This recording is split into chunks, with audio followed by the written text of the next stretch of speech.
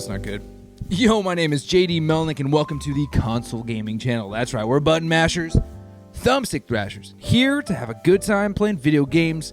Well, it looks like the Steam Deck's coming out. Well, I mean, honestly, the press embargo has been lifted, so everyone and their mother is making videos about the Steam Deck, and I didn't get one because we're a small channel, a small, tight-knit family, and they don't give them to the small guys. They give them to people like Linus with 14.3 million subscribers. Congratulations, Linus, you're a big boy. So Linus released a video about the Steam Deck along with every other big YouTuber who got it early, and the press embargo allowed them to talk about a bunch of different things. They're able to go deeper and deeper and dive more and more into the Steam Deck, and those videos are long. I mean, they're real long. So first, I want to say I need to get more coffee, but second, let me sum up these videos in like 5 minutes for you so you don't have to waste your time, but then you can get excited about the Steam Deck. Here we go.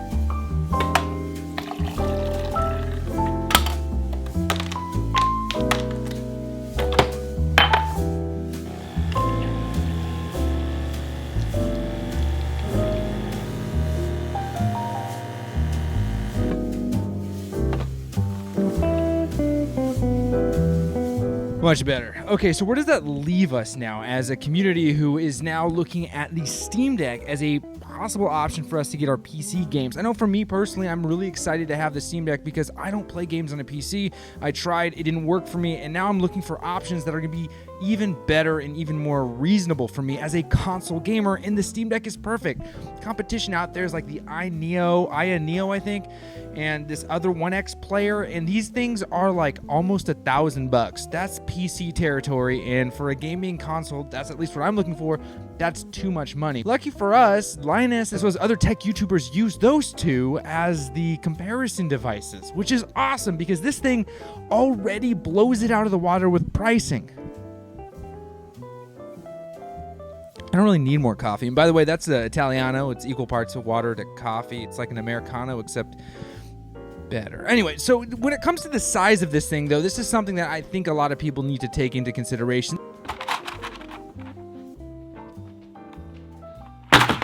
This right here is the Nintendo Switch OLED, which by no stretch of the imagination should be compared to the Steam Deck. They are not at all in the same category. In fact, I think it's safe to say that even though they both play games, they are not for the same person even. I think that the Nintendo Switch OLED is for the everyday gamer, and the Steam Deck is for the enthusiast. Anyway, if we look at the two, this right here is my keyboard, my mechanical keyboard, the Keychron K2.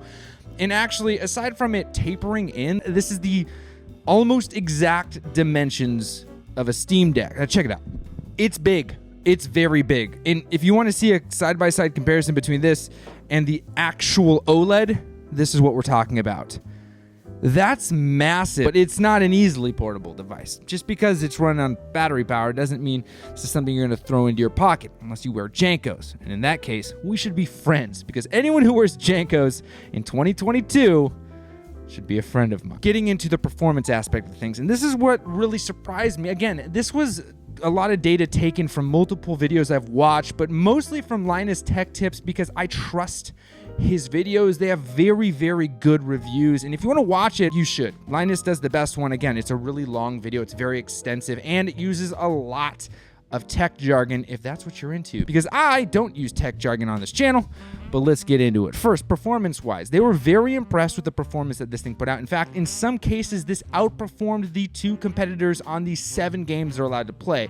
Those games included, I think it was Control, a Street Fighter game, Devil May Cry 5, Forza Horizons, and then the other 3, which you'll see listed because I forgot off the top of my head because I'm sitting at my dinner table. So when it came to the performance, the one that really actually bummed them out was Forza. Forza had a little trouble and struggled getting through some of that. But as far as the other games are concerned, they held their own. Not only held their own, but beat the competition. And to see Linus actually get impressed by some of this was nice, because I've already been someone who believed in this system. I think it's going to be an awesome system. Again, I do not think it's here to replace the Switch. The fact that people think it's going to be the Switch killer is ridiculous.